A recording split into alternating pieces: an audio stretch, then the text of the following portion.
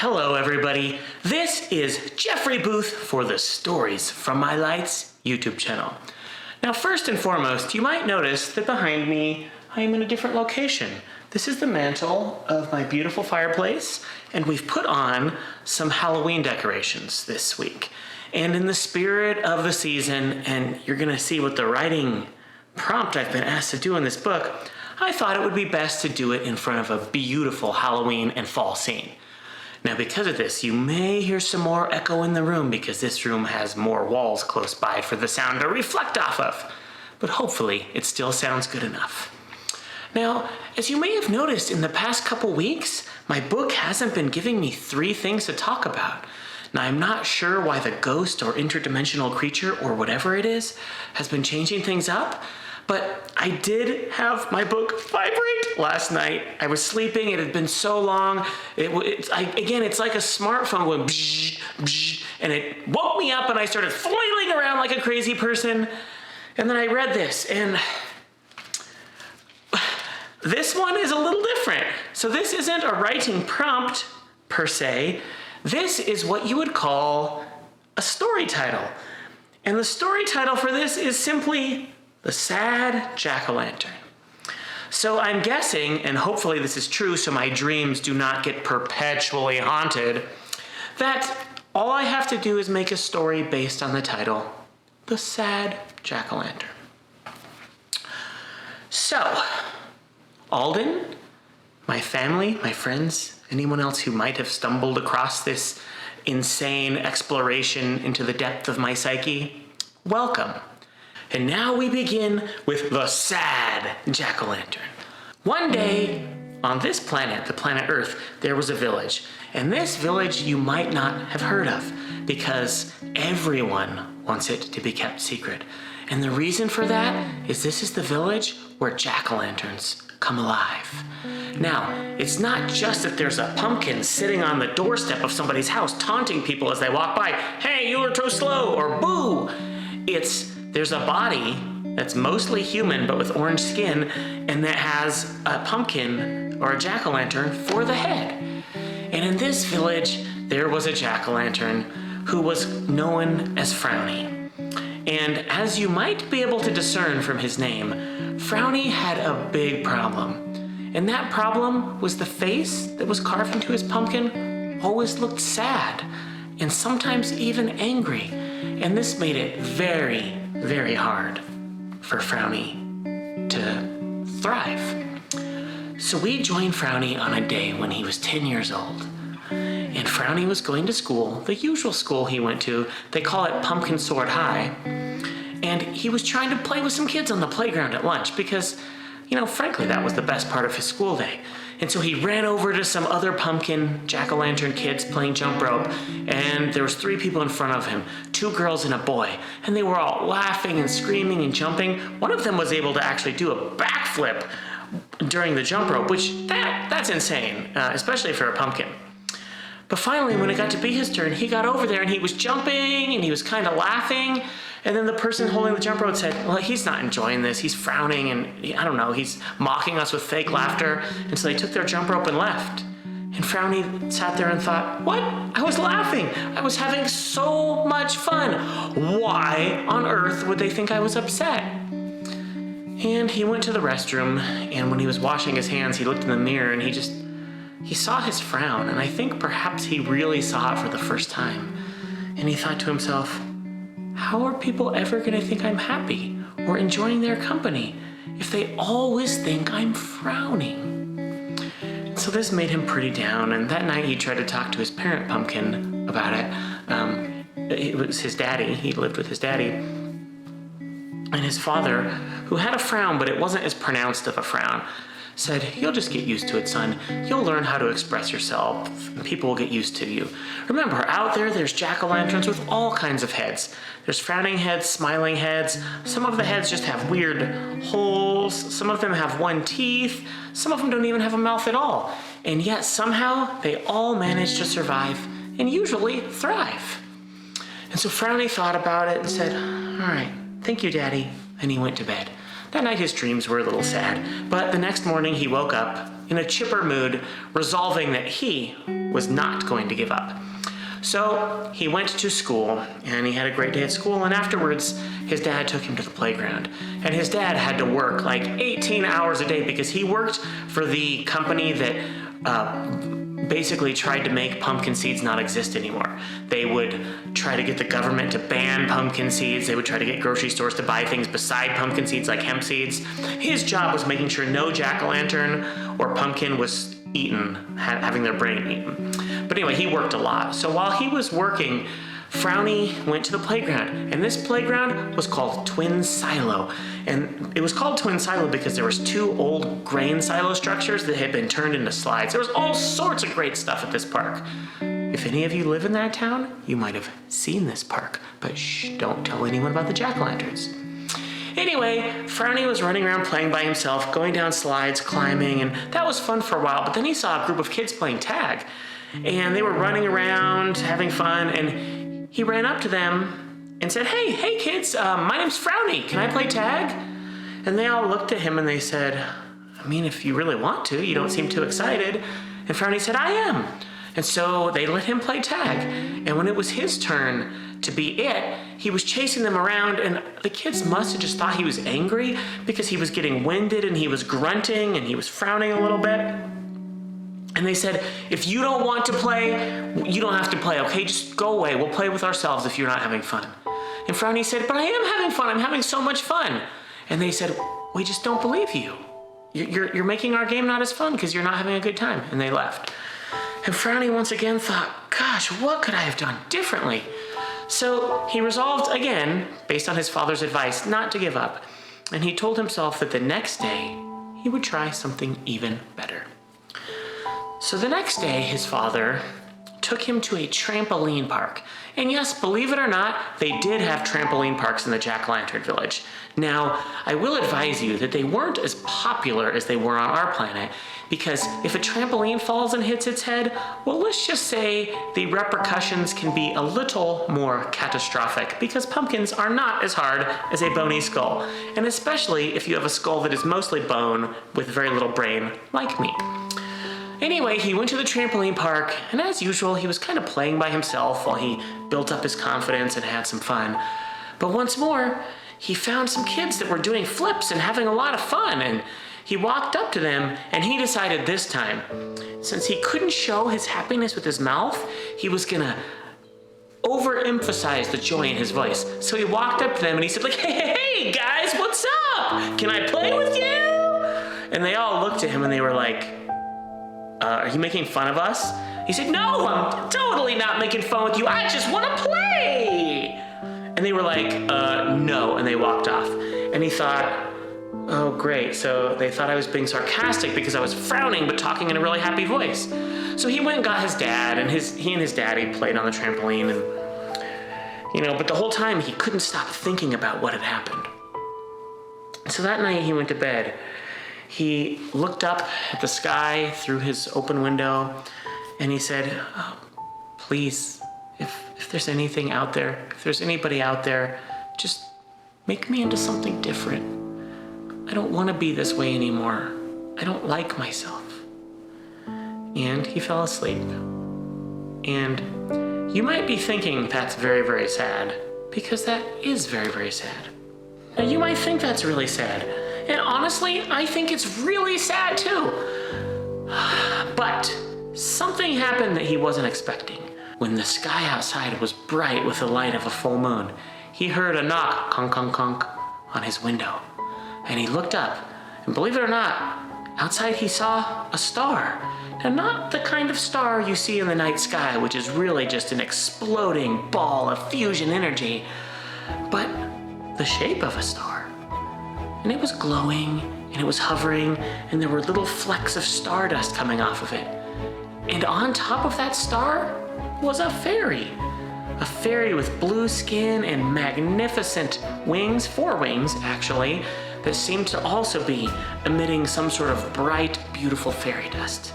And the fairy knocked, and he could hear it muffled on the other side. Let me in, let me in. And so he opened the window and he said, What is this? I'm having a dream, aren't I? And then he said, oh, did I eat a moldy sausage again? And he said, no, moldy sausage. And the fairy came in and said, well, hello, I'm Winkerbell. And Frowny said, it's nice to meet you, Winkerbell. Who are you and why? Why are you here? And Winkerbell looked at him with a scrutinizing face, as if she were inspecting him. And she said, yes, I see. This makes sense to me now. And Frowny said, what makes sense? And she said, why you would want to be different. It must be hard having people always think you're angry. It must be hard being different from everyone else. And he said, you have no idea how it feels. And she said, well, I am a fairy with blue skin named Winkerbell who flies a star and lives in outer space. So you might be surprised. And he said, okay, fine. And she said, I can grant you this wish, but I need to make sure that it's what you really, truthfully want in all your heart. And he looked down and he felt the pain and the sadness that he had carried around for some time, and he was really only beginning to understand as an adult. And he said, or as an almost teenager, older kid, not adult. And he said, yeah, I really, really want this. And so she started spinning around until she looked like a mini sun, and there were particles of light, and they looked like little glowing dust motes flying everywhere. And a giant beam blasted into Frowny, and he felt almost as if his skin were on fire, but it didn't hurt at all. And then everything went into a bright white, and then there was blackness. The last thing he heard was hee, and then he heard his window close. And the next morning he woke up, opened his eyes. The room was filled with the beautiful orange hue of the fall sun in the morning. His father knocked on the door and said, Frowny, you're late for breakfast, come on in. And his father opened the door and then went, Frowny, where's Frowny? Where's Frowny? Who are you? And Frowny said, Dad, it's me. What are you talking? What's going on?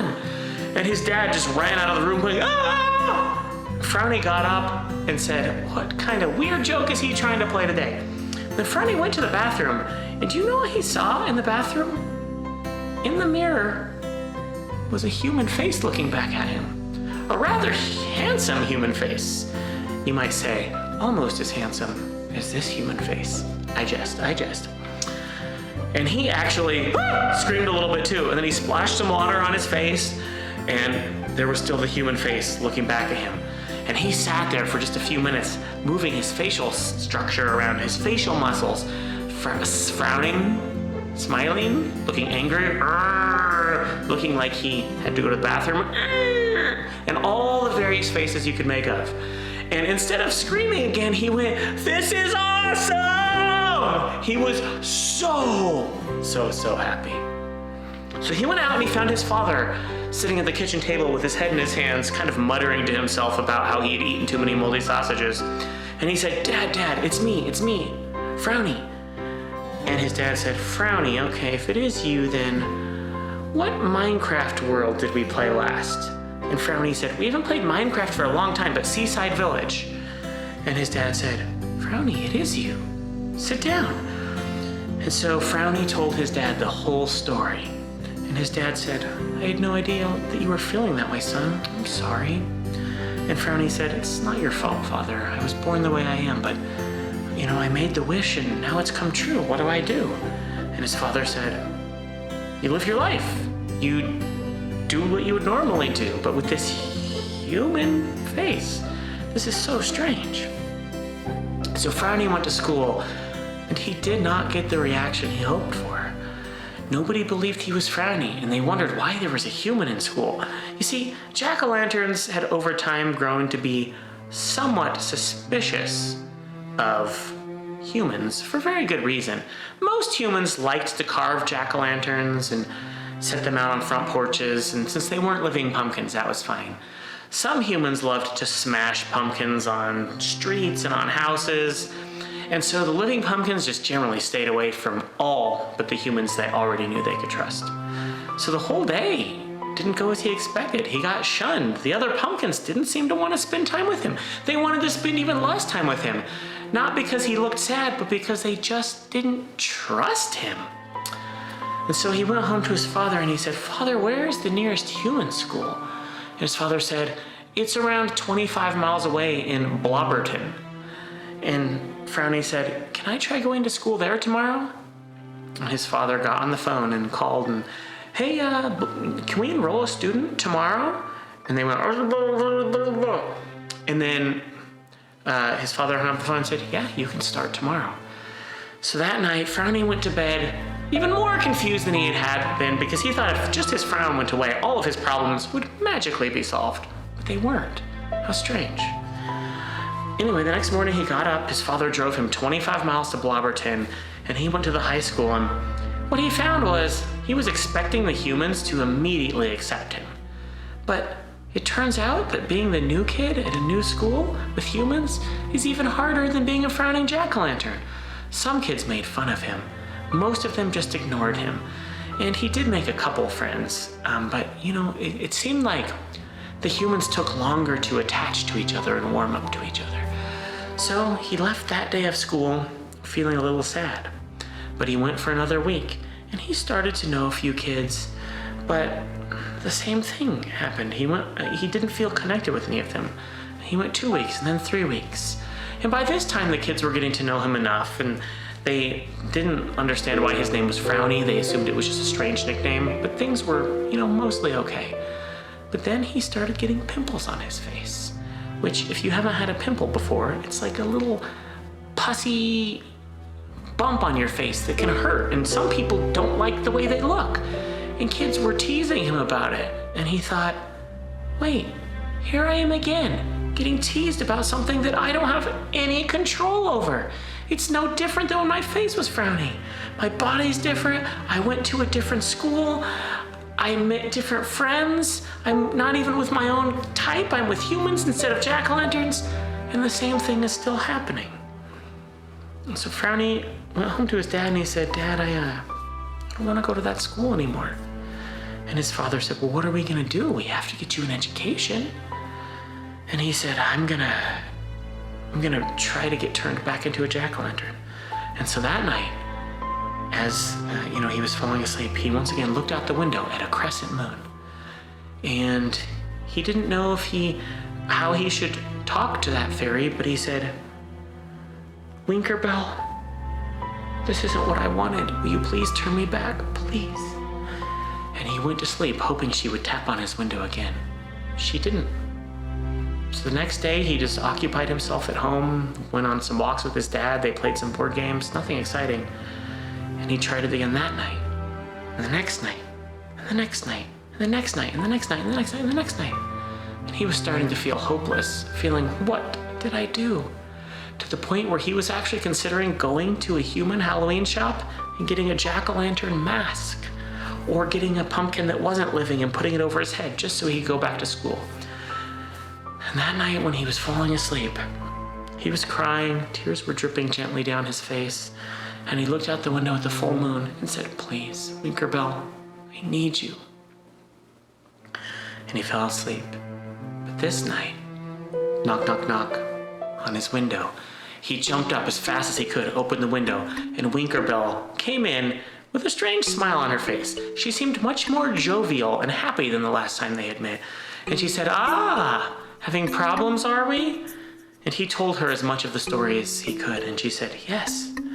Well, my friend, it turns out that happiness comes from inside you. You decide how much you're worth, not the outside world.